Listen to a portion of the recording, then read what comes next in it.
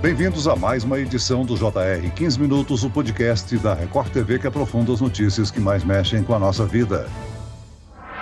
O Brasil registrou 50 mil pedidos de refúgio no ano passado, segundo o relatório divulgado pelo Ministério da Justiça. A maioria de venezuelanos e cubanos que tentam fugir das dificuldades encontradas em seus países. Dados da Organização das Nações Unidas, a ONU, mostram que mais de 108 milhões de pessoas deixaram seus países de origem ou se deslocaram internamente em 2022. Hoje, qual é a situação dos refugiados no Brasil? As principais dificuldades que eles encontram no dia a dia, os seus direitos. O 15 Minutos de hoje esclarece essas e outras dúvidas com o advogado, mestre em Direito Internacional e especialista no tema, Vitor Del Vecchio. Muito bem-vindo ao nosso podcast, doutor. Olá, Celso. Olá, pessoal que nos acompanha. Prazer estar aqui com vocês hoje. Que pena aqui para falar de um tema tão sensível, né? Pessoas em deslocamento forçado. Mas vamos lá, vamos esclarecer as dúvidas e tentar informar também para trazer mais consciência sobre o assunto. Quem nos acompanha nessa entrevista é a repórter da Record TV, Caterina Schutte. Caterina, o Jornal da Record mostrou que pelo menos 100 mil venezuelanos foram transferidos de Roraima, por onde costumam entrar no país, para outros estados nos últimos 5 anos. Olá, Celso. Obrigada pelo convite. Oi, doutor Vitor. Exatamente, Celso. Segundo dados do Ministério de Desenvolvimento Social, essas pessoas foram levadas para mais de 930 cidades brasileiras após receberem uma oportunidade de trabalho. Foi o caso da Merlis, uma refugiada venezuelana que mora há 3 anos no Brasil e só agora conseguiu um emprego com carteira assinada. Eles ligaram para mim se queria trabalhar como almoxarifada. Eu falei, eu não sei o que é isso, mas eu aprendo.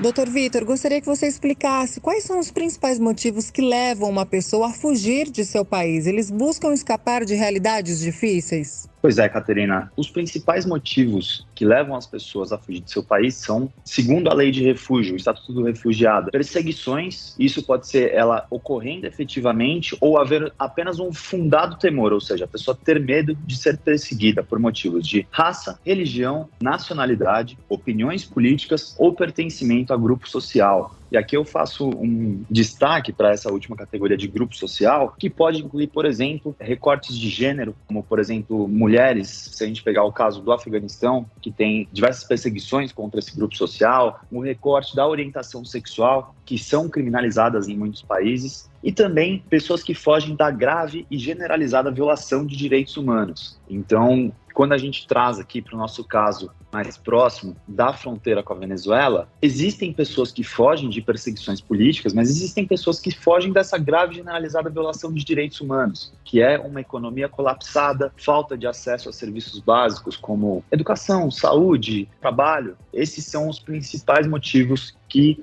causam isso, mas cada vez mais nós temos também a questão climática se somando. A gente sabe que hoje os fenômenos climáticos eles estão cada vez mais fazendo as pessoas mudarem. Então, chuvas torrenciais, alagamentos, um calor que desregula o regime de chuvas de uma região e altera toda a economia, por exemplo, a agricultura. E, claro, isso muitas vezes associado a um empobrecimento das regiões. Agora, doutor Vitor, de acordo com o Ministério da Justiça, só em 2022 o Brasil registrou aí cerca de 50 mil pedidos de refúgio. O número representa aumento de 73% em comparação aos pedidos registrados em 2021. Há uma explicação para o aumento de pedidos de entradas de refugiados aqui no Brasil? O principal motivo desse aumento é a retomada da normalidade na situação na fronteira. Isso tanto por conta do arrefecimento da pandemia, né? Então é bom a gente lembrar que durante a emergência sanitária, uma das primeiras medidas que o governo tomou foi de fechar a fronteira com a Venezuela. Depois fechou as nossas outras fronteiras terrestres e isso, claro, teve um impacto muito grande no número de pessoas que faziam essa travessia. Agora, com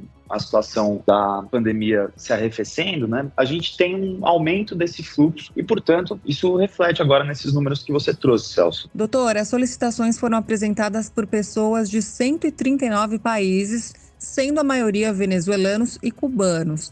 Agora, como funciona esse processo de legalização dos refugiados no Brasil? Vamos lá. A pessoa, para se tornar refugiada, ela precisa ser reconhecida refugiada pelo governo brasileiro. Então, é assim, a pessoa que está fugindo dessas situações que eu mencionei no início, ela dá entrada em um pedido, isso pode ocorrer no posto de fronteira, isso pode ocorrer já com ela dentro do país, e aí se inicia, então, um julgamento. Durante esse período que o processo dela está sendo julgado, ela recebe uma regularização provisória, ou seja, a pessoa não fica irregular ou então ilegal, como é comumente falado, o que inclusive não é um termo correto, porque a gente gosta de sempre lembrar que ninguém é ilegal, as pessoas são irregulares do ponto de vista documental. E aí, uma vez julgado esse processo, ela é reconhecida ou não como refugiada. Então, pode ter o seu status concedido pelo CONARE, que é o nosso Comitê Nacional para Refugiados. Um refugiado, por acaso, pode ser expulso? Olha, essa é uma questão muito interessante que você traz, Celso, porque é o seguinte, existe um princípio na legislação do refúgio e no estudo do refúgio como um todo, que é o da não devolução. Você não devolver a pessoa para o país de origem dela, sob o risco de você estar literalmente jogando essa pessoa no local onde ela é perseguida. Você está devolvendo ela para uma situação em que a vida dela corre perigo.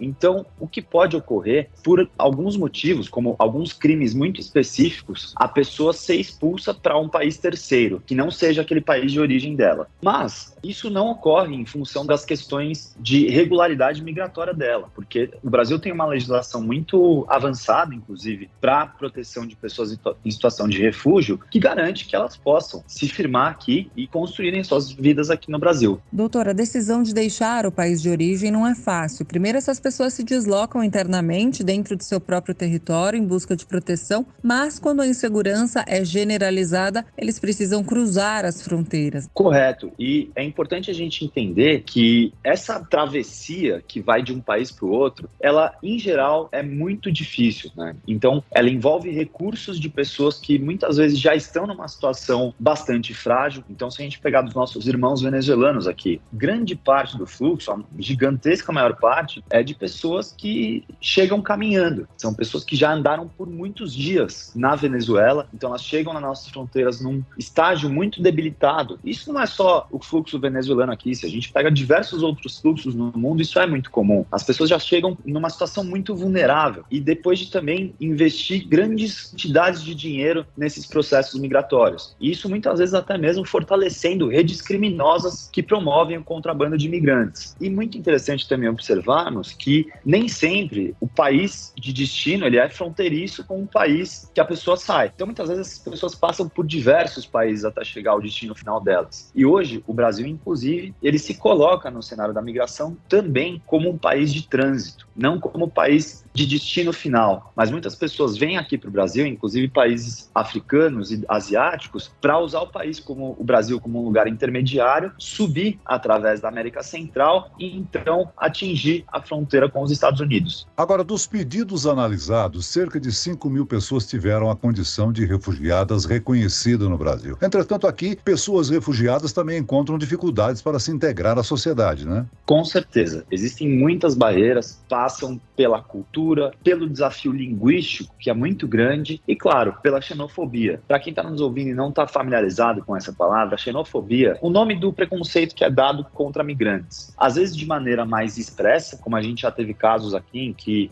migrantes foram perseguidos, abrigos foram incendiados, até como formas, às vezes, um pouco mais sorrateiras, e que nada mais é do que uma forma de intolerância que deve ser combatida, mas que infelizmente ainda se manifesta. Por exemplo, quando um patrão, sabendo que um potencial funcionário seu é migrante, desconhece as leis locais, a cultura local, está em grande necessidade de reconstruir a sua vida, ele coloca essa pessoa numa situação de trabalho mais vulnerável. Restrição de direitos trabalhistas, e não por acaso, migrantes são muito comumente encontrados em situação de trabalho análogo à escravidão. Porque é isso, né? A pessoa vê na vulnerabilidade do outro uma oportunidade de lucrar e obter vantagem de maneira sórdida, para dizer o mínimo. Ao final de 2022, o Brasil tinha 65 mil pessoas refugiadas reconhecidas. Cerca de 45% são mulheres.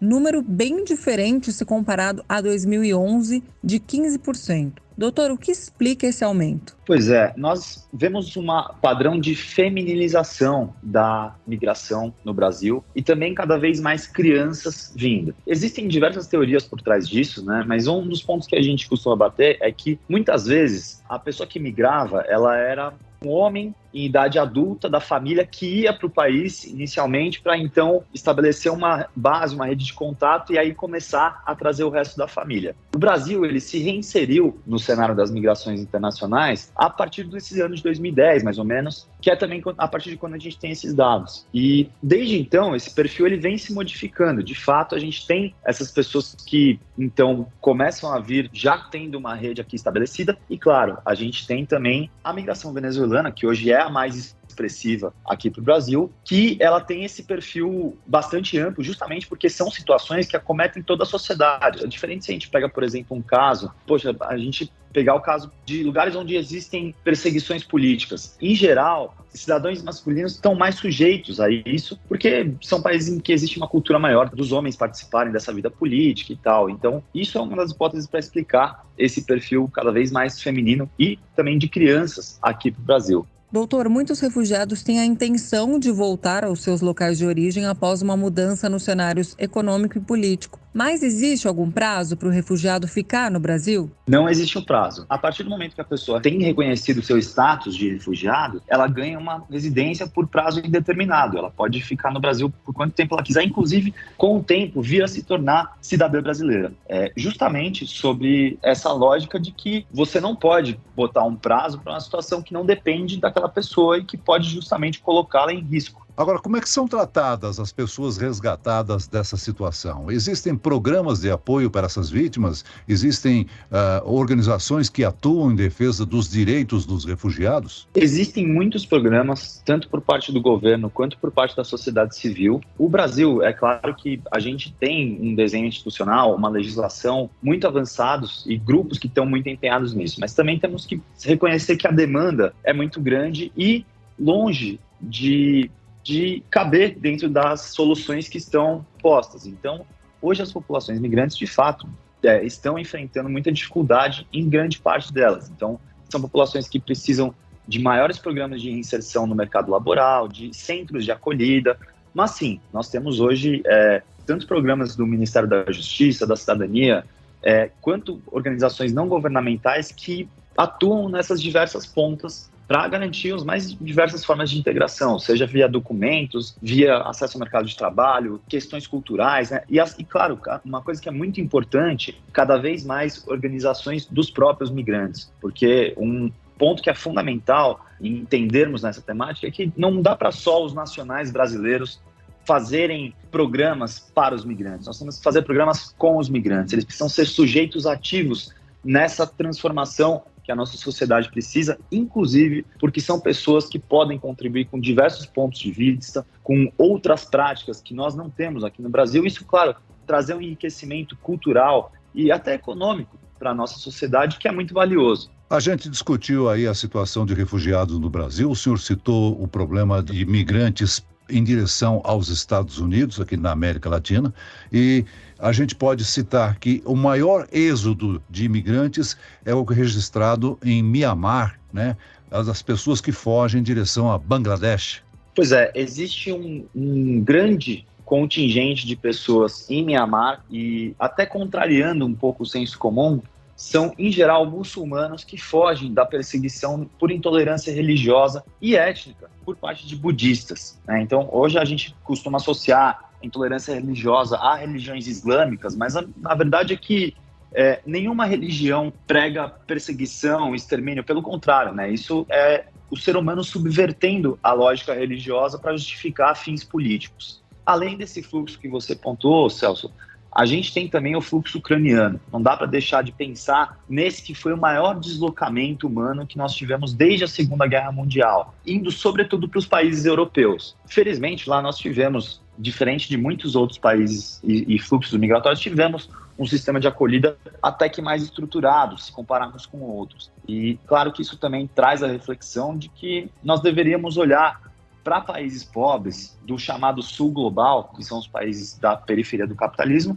com a mesma importância que nós enxergamos quando, por exemplo, europeus de um país majoritariamente de pessoas com o fenótipo loiro também são afetados. Muito bem, nós chegamos ao fim desta edição do 15 Minutos. Eu quero aqui agradecer a participação e as informações do advogado, mestre em Direito Internacional, Dr. Vitor Del Vecchio. Obrigado, doutor.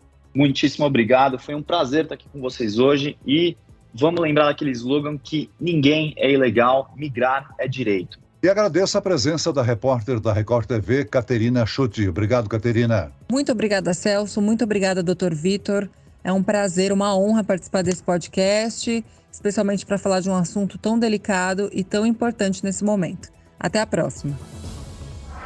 Esse podcast contou com a produção de David Bezerra, dos estagiários Lucas Brito, Fernando Russo e Cátia Brazão, sonoplastia de Marcos Vinícius, coordenação de conteúdo Edivaldo Nunes e Deni Almeida, direção editorial Tiago Contreira, vice-presidente de jornalismo Antônio Guerreiro. Você pode acompanhar o JR 15 Minutos no portal r7.com, nas redes sociais do Jornal da Record e nas principais plataformas de streaming. Eu, Celso Freitas, te aguardo no próximo episódio. Até lá!